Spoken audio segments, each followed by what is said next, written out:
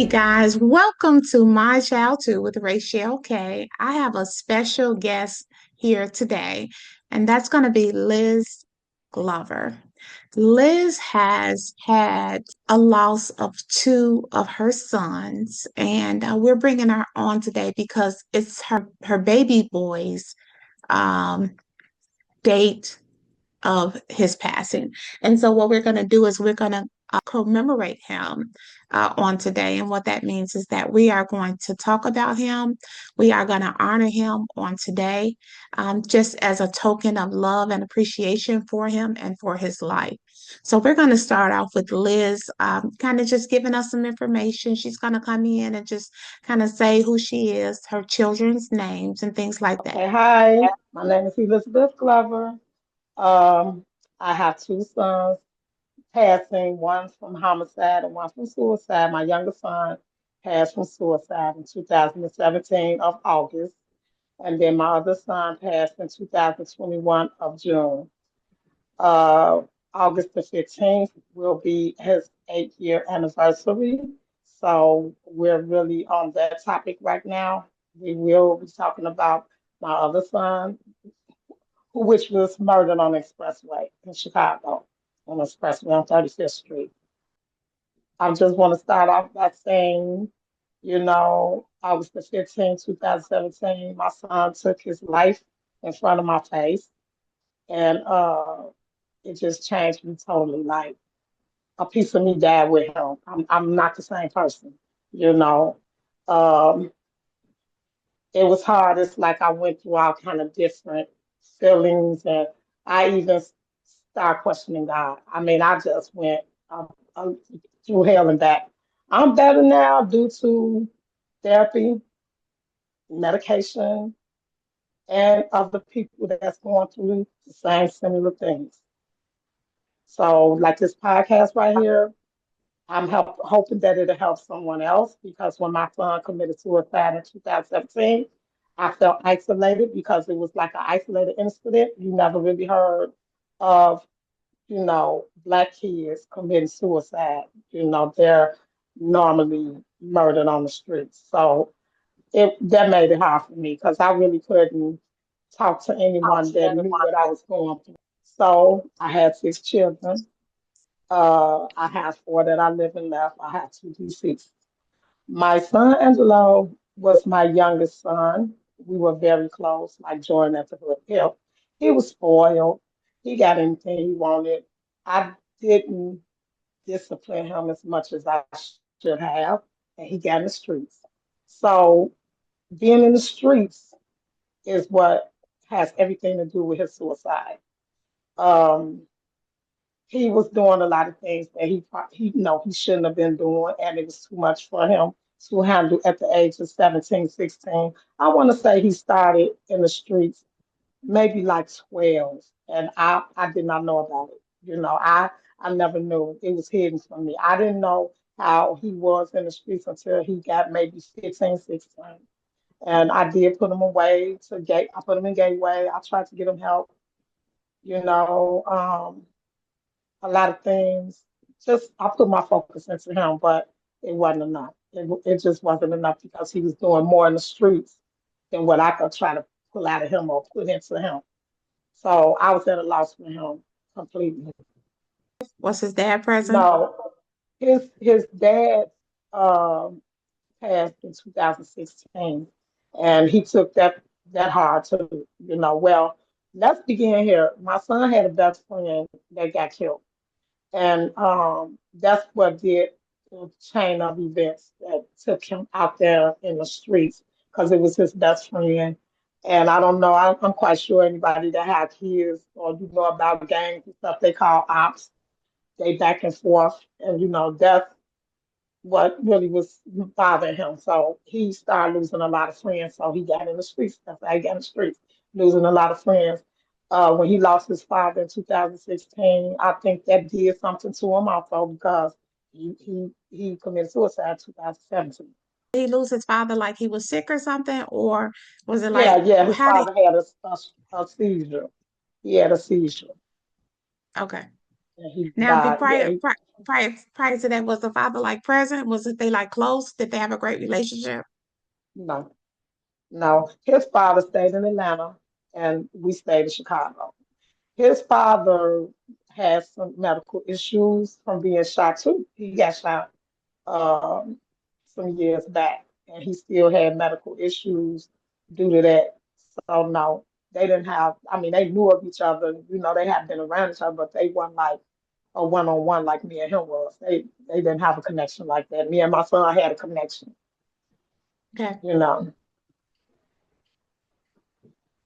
Now, let me ask you something. So, on like a regular day basis, you stated that he's like in the streets, and we get that, right? But was he going to school? Like, was he going to classes? Was he he just was hanging out? he was going to school. I was taking him to school, picking him up to make sure he get to school safely and get home safely. He was going to school, but it was like in between that time that he wasn't at school, he was doing other things. I even had him on a curfew. That's why I didn't know that he was in the streets like that because he always came in at the right time that he's supposed to come in. He did his curfew. He went to school and everything. He was very quiet, So I was hearing little things, but I wasn't seeing nothing. So everything he was supposed to do, he was doing. Now, we're honoring him today. So, tell us a little bit about him Okay. so we can get a feel for him. Right, right, right. He was very quiet. I want to say that he was very quiet, like and to himself. He liked to smoke weed. Now I knew that he smoked weed, but then at the end, like when he was 16, I started hearing that he was doing the little pills and stuff they do in the street. I don't know. I don't know that might contribute to why he did what he did. But as far as that, when he was a child, he did the same thing, played basketball, bought him a basketball rim. He liked playing the game and everything. He was just a normal kid. But he always was quiet. He was very quiet. So I don't know. Uh, when this depression came because it had to be some depression going on for him not to want to be here. So Yeah. I don't know. I'm just guessing that it came when he lost so many of his friends. Okay. So, did you see like a shift when, well, he was already quiet, so it's hard to see a shift, but did you see anything that might have led you to like, is he okay? Or, is anything going on with him? Did you notice anything? Not much. No, I didn't. That's why it was a shock to me. He kept it quiet. He never spoke. I mean, I heard him a couple of times say something like, I don't want to be here no more. But I would talk to him and stuff, and he would snap out of it and then be back to himself. Like he laughed and joked and had fun and stuff like that. It wasn't like he was just quiet and he wasn't never saying nothing, no time, never talking to none. He just was quiet. He just wasn't a loud type of person. Was he close with his siblings?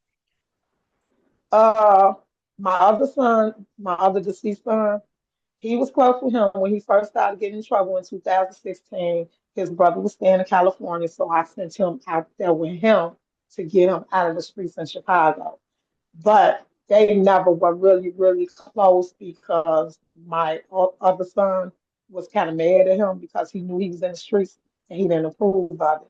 But he did let him come to California, and his other brother lived in California too. That's how they both got there. His other brother stayed in California, and they stayed down there. But because him and my other son, didn't get along, he came back because they weren't getting along. So you know, I think my son, he was disappointed in him And how long did he stay in Cali? about 3 months. Yeah. Yeah, Okay, so then about when he 3 months. came home, what was he different? Was he just like back to his old self? Was he getting back in the streets? Did he leave the streets for Yeah, a he little was while? right back. He picked up right back where he left off because I was Mhm. still in the same neighborhood. You know what I'm saying? So he picked up right where he left off. And I don't know, I can't tell you actually what the shift was that came upon him to make him want to, commit suicide. Now, he had a girlfriend and he was supposed to she graduated from high school and was going off to college and she was trying to get an apartment on the college grounds where she could take him with her and she couldn't do that, so I'm gonna say a week after she left is when he committed suicide. Are you okay talking about what happened that day? I'm okay. Go ahead. Tell us what happened. Okay, so he had caught a case because he was selling weed. So when he went to court, they gave him supervision, and he was to go to school. He now, mind you, now he stopped going to school at this point. He had stopped going to school because he said people was after him, so he wasn't going to school. So they told him he's gonna have to do community service and whatever to comply with the with coming home and stuff. So he I think he got upset because he didn't want to do community service because he was scared of, like they say, they call them ops, sneaking up on him or doing this and that. So I saw the change then. Like when it was time to go to court, I had to keep calling him. He didn't want to go to court, none of that. So I'm gonna go fast forward. That was like maybe two weeks before he committed suicide. 2 weeks, maybe three, but I'm gonna go forward to the day of um his probation officer came because he was on probation.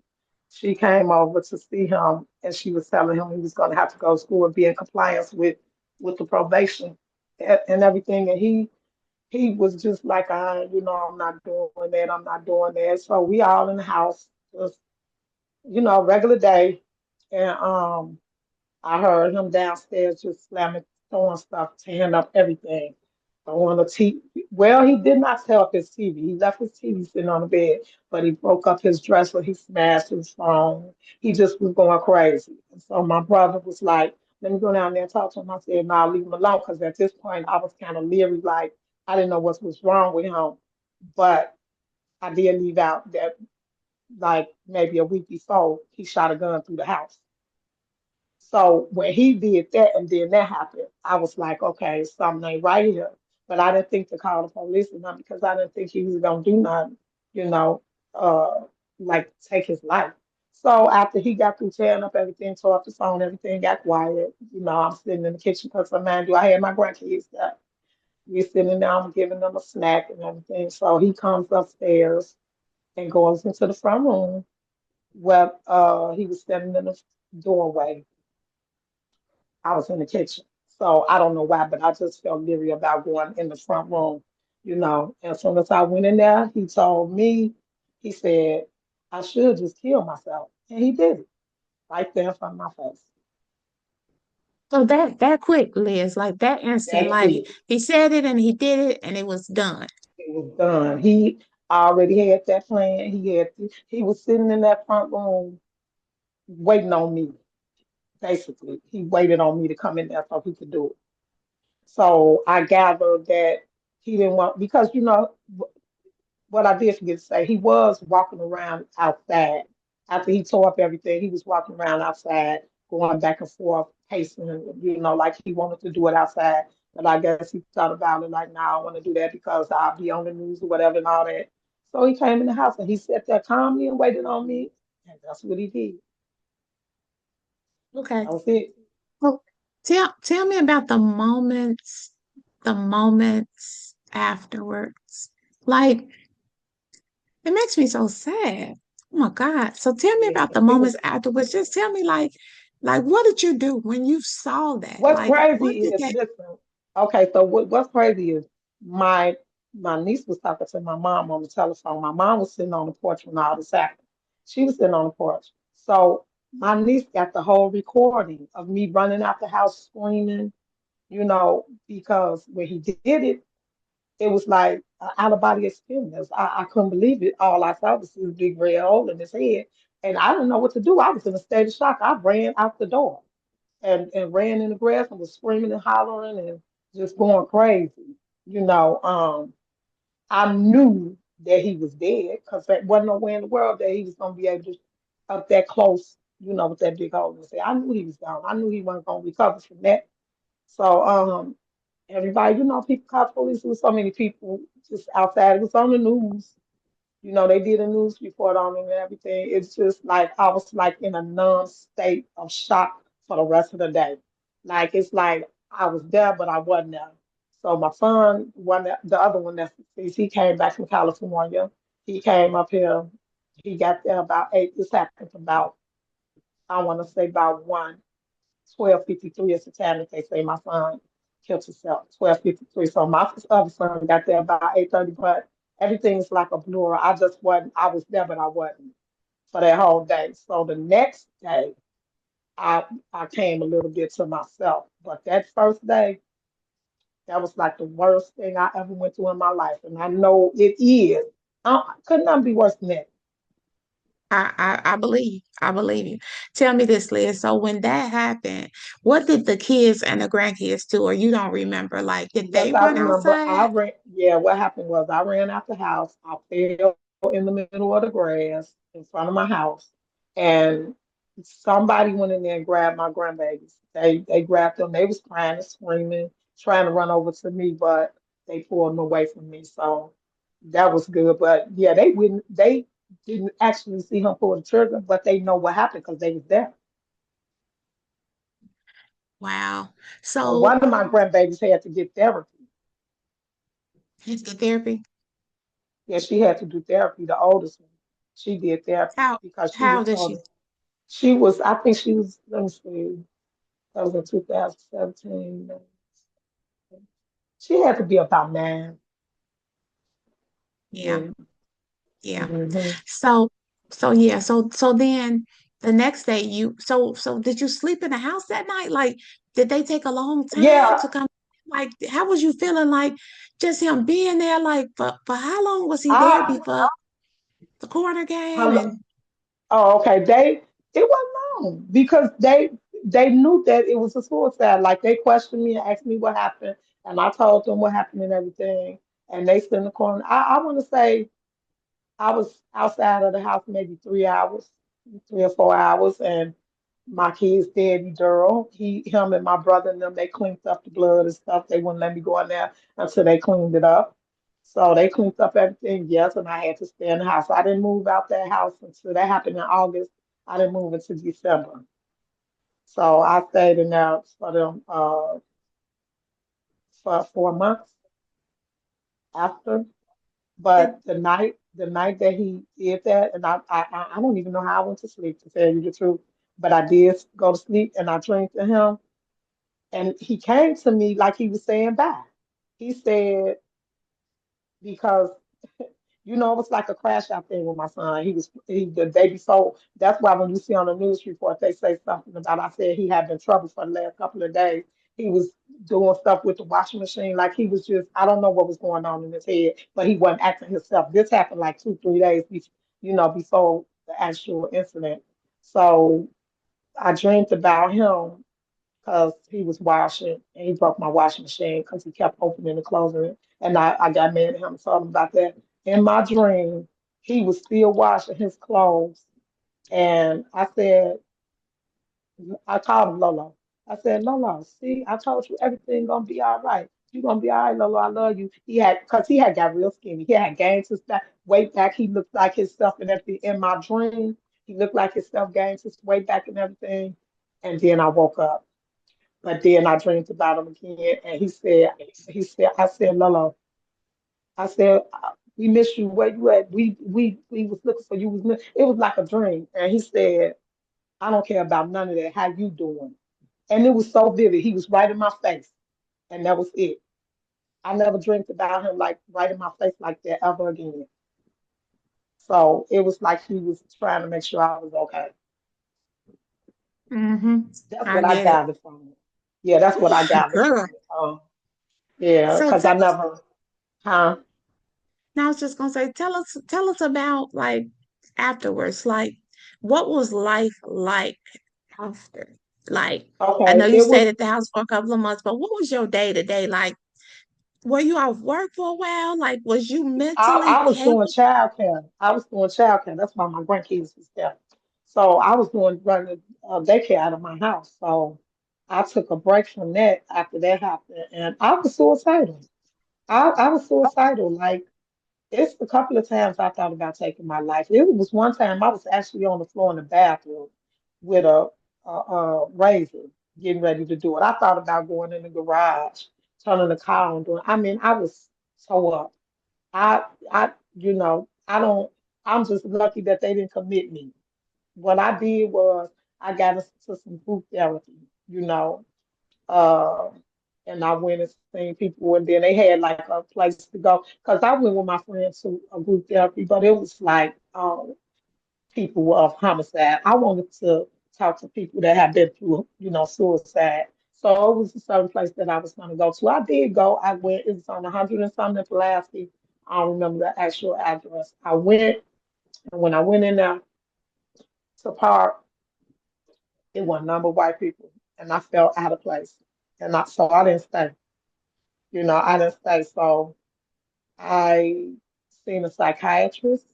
I'm still under his care right now today.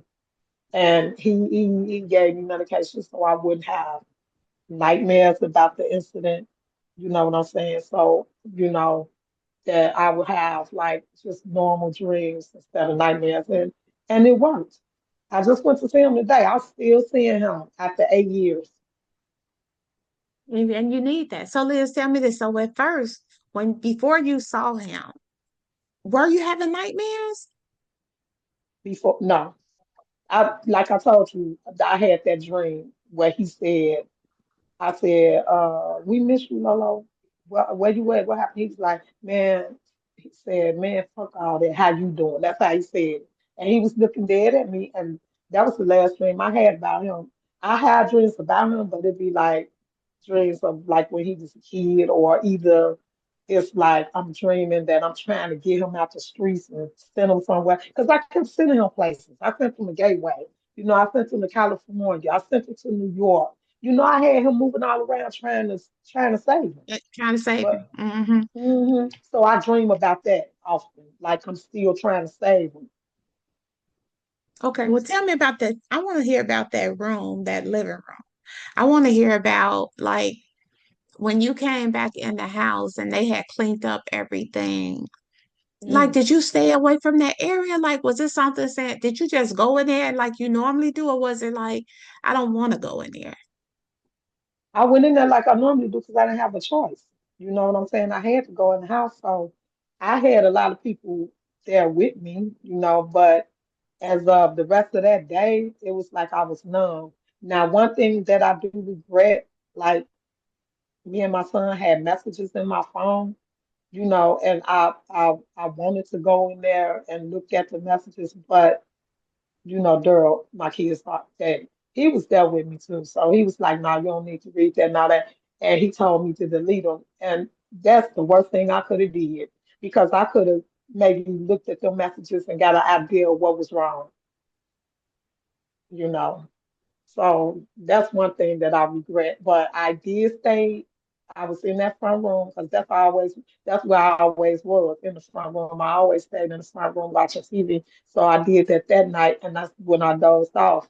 I dozed off on the couch, and when I dozed off, I seen wasn't nobody in there with me. I was in there by myself, where he just did the act, and I panicked. I was like, y'all left me in here and all that, and so somebody came in there with me, and then no, I went in my room, and then I went back to sleep. My daughter and my grandbaby, they slept in the room with me, and that's when I had that dream about him.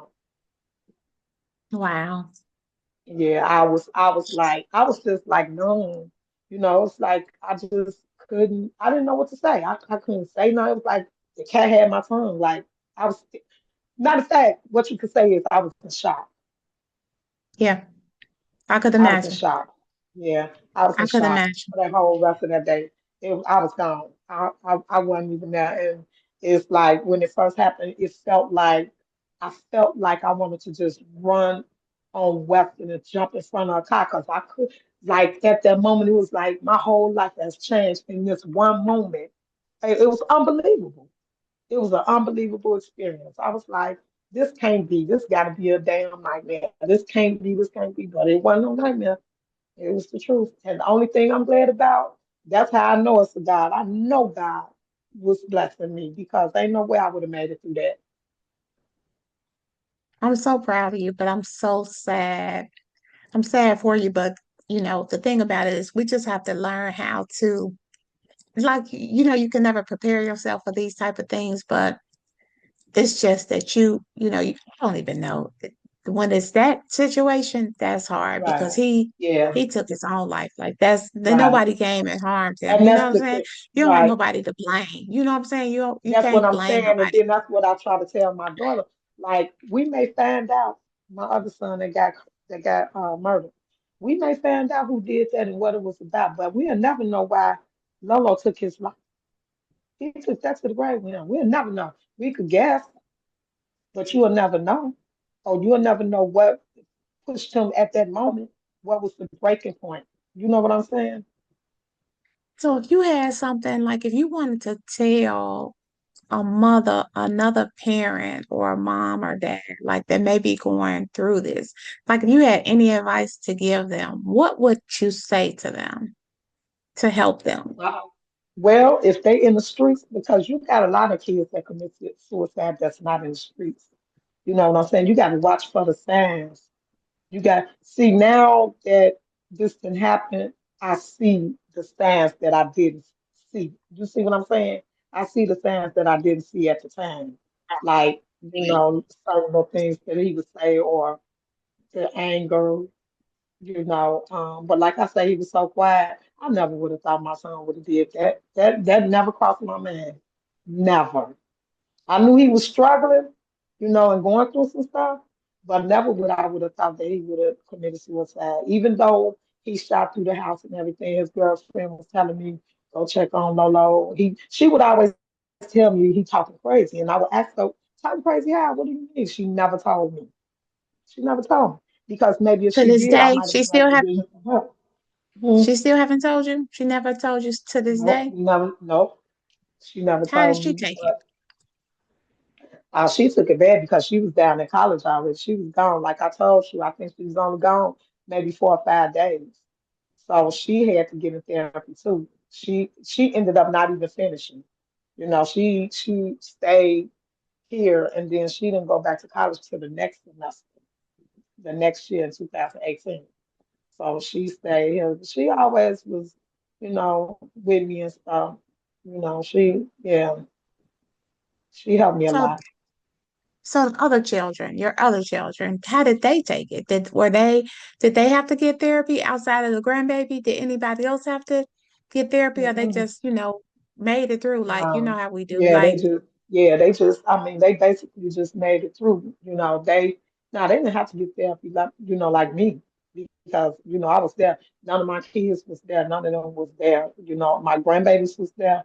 And Raymond my brother, he had just left out the door. My mom was on the porch.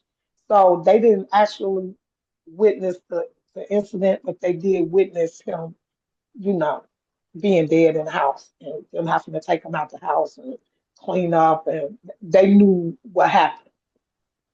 how's your mom doing with that? My mom, she was okay. I mean, well, she was in shock too when it happened. She was just really, really nervous. You know what I'm saying? Because she's saying how I was, you know. But my mom, the people say I'm strong. My mom's strong. That She's you know what, strong. Liz? The thing be like they all say that because people say that about me, but the reality of it is I'm not. And I'm then not. that's the It's thing just you be putting on the front. I just be You put. having, yeah, it's That's just what I'm like saying. it You be be putting over on the there, right front. there. Right, It's because right people there. they really don't like your family. They not feeling what you feeling, so they get over it. I mean, I'm not gonna say get over it. They get past it better than we do.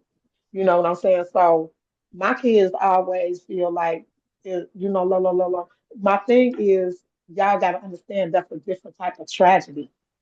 It's a Oh different yeah. type of tragedy. You get it's just simple as that. So they yeah, they was okay with it. Now my brother Raymond, he had a lot of issues because he went in there and he seen my son on the floor dead. Because he actually came back from the corner when he was on his way to work and he ran back down there and he seen him before the police and everybody got in there. So he seen my son take his last breath. Wow. Mhm. Oh Lord, we as human beings go through a lot, and it's just Yes, like navigating through all these things. But I'm so proud of you. But I want to ask you about like your relationship with God. Did it become closer and better? Did you have to find that to be your space to lean on? What was your help? Like yes. was it him, or was it books? When Was I it the when I therapy? it was um I want to say the therapy and him, like when it first happened, of course you're gonna question God, like this is crazy how how this happened. But that was very short lived. You know what I'm saying? I felt like I ain't had no choice but to call on God at that point. You know what I'm saying? I stayed praying. I went into therapy. Um, and it just was like me praying about it and talking to God about it every day. It pulled me through. It's like I felt different, you know. That's what really, really got me through my trust in God, because like they say God will never give you nothing that you can't handle. And I feel like that's true because I'm telling you, I just couldn't see myself going on after that. I couldn't see who are you now? Especially with it Yeah, being my youngest. You know what I'm saying? Who are yeah, you now? sure. If you not Lolo mom trying to say Lolo, who are you? Mm-hmm. So tell me about this. So when you went to the therapy, like, did that did that kind of remove the grief, like the medicine and stuff like that, or were you still like really grieving? I still grieve for a long time. I still had a lot of uh, times of burst burst outs of crying. I don't burst out with crying like that, like I used to. I don't do that no more. But I had a lot of times where I would just come out of nowhere, just crying uncontrollably for years. Like, I don't think I started getting better. I started getting better right before my son got murdered, like in 2020. I started feeling a little bit better, and then he got killed in 21. So, it was like all over again, but it wasn't as bad of an impact. It was bad, but it wasn't as bad. I kind of felt a little bit better. Yeah, because you had been kind of been through it, and with Right, your son, you had been through the worst of it. Like that's like the worst right, of it. So right, you had right, kind of your body had kind of got built for like, that right, tough skin, like, what right. else can hurt me like that? You know what I'm saying? Because But my that's still son, like, man, my son Angelo, the 17-year-old that committed suicide, like his funeral, I mean, I wish I wouldn't have did his funeral like I did, but I did because I couldn't take it. I was like, I can't sit up here and look at him in no casket. But I didn't tell nobody where the funeral was. Anybody that felt like they wanted to come, because he was in the street, so I didn't know what was going to happen. right? Anybody I that feel I you. felt, yeah, I felt like it was okay to come, I told them to come on the block and follow me there. So I sat in the hallway. I couldn't even sit in the funeral home where he was laying at in the casket. I sat out in the hallway the whole time until they closed that casket, and I didn't let them open it back up. Yeah, that I didn't that let them opening, play no music. I said, don't play no, no songs. Nope, nothing. Because I knew I was going to have a breakdown. And I was trying yeah, to protect me. I was trying to protect me at that point. I was like, nah, I can't have all that. Because my son always said, well, Mom, if I don't want no funeral if I die, But you're not thinking that thinking of contemplating suicide. No, he was just telling me his preferences. He was like, I don't want no funeral. People be phony kicking if they really don't like. They just come to be nosy, like a lot of people say. So, I thought about that too. But I still had to have a final goodbye for him. You know what I'm saying? But I yeah, still yeah. didn't. Yeah, I didn't open that casket no more. Mm-mm. So you opened it. So you opened it the When you original, like the first wait come part in, of it. Could right? you see anything? Well, Liz, I know you didn't go up there, but did they see Yes, I like did. with I went up huh? there. I went up there when I first got to the funeral home. I went up there to him and I kissed him on his And forehead and did he everything. did he look himself? He looked very well, but you could see like a little pinch in his head. where he shot himself. Okay. You could see that little Hmm. pinch. But other than Yeah, that, he looked it real good because uh they family, Swan family, his daddy, they have a mortician. So she do all that. So she did Tonyo, that's what she do. So yeah, we have somebody in the family that did him. And he looked it good. that was good. That's part of it. You know what I'm saying? When you can go and they look themselves or they Right. look good, that Yeah, he kind of just looked helps like you he was to asleep. feel like they at peace. Right. Yeah, Yeah, but I just couldn't do it. I didn't want to push it. You know what I'm saying? I was like, I'm not getting ready to go back up there at the end and say bye. I knew I couldn't do that. I wasn't gonna be able to handle it. yeah. Yeah. And it just be too much anyway. So yeah. So if you had to tell your baby something today, if you just had to have a little short conversation with him, what would you tell him? That he could have trusted in me and talked to me. He know he like it's little things that he would say to me that he would come and talk to me, but then he'll start and then he'll stop like, nah man, like he wanted to tell me some things, but he never did tell me. I just wish he would have talked to me. I wasn't gonna judge him. You in the street, okay, that's wrong to do. He probably, I don't know what he was thinking. He probably thought maybe I would have had him locked up or something because I did catch him with a gun one time, and I turned him in for it. You know what I'm saying? I didn't send him to the police. I just told he had like a drug counselor, and I was telling him he was still getting high. That's how I was able to get him in Gateway. So he probably felt like he didn't want to talk to me about nothing because I was gonna be trying to, because I was all into him. You know what I'm saying? Yeah. But it just wasn't enough. I was taking him. Girl, if I had knew my son was out in the streets like that, you think I would have been taking him to school and dropping him off, him and his friends? I So had it's no yeah, clue. for me, like for me, because I've been in the shine so long. It's just like Mm. when you say in the streets like that, and I'm thinking like in the streets like what? Because he's 16, 17 years old. They said Like, my how son do was you get killing that people deep that quick? You know what I'm saying? because he started early. I could see it because when we're in these neighborhoods and our Yep, boys are outside, that's what they get into. That's yep. crazy. I just didn't know that he was in that deep. I had no clue. But it was too much for him to handle. He wasn't number 17. That's the crazy part.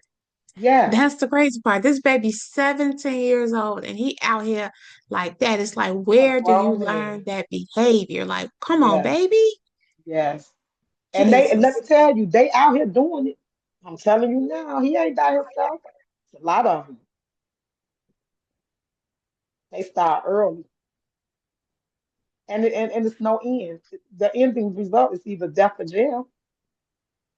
If my son didn't commit suicide, he probably would be in jail right now for murder.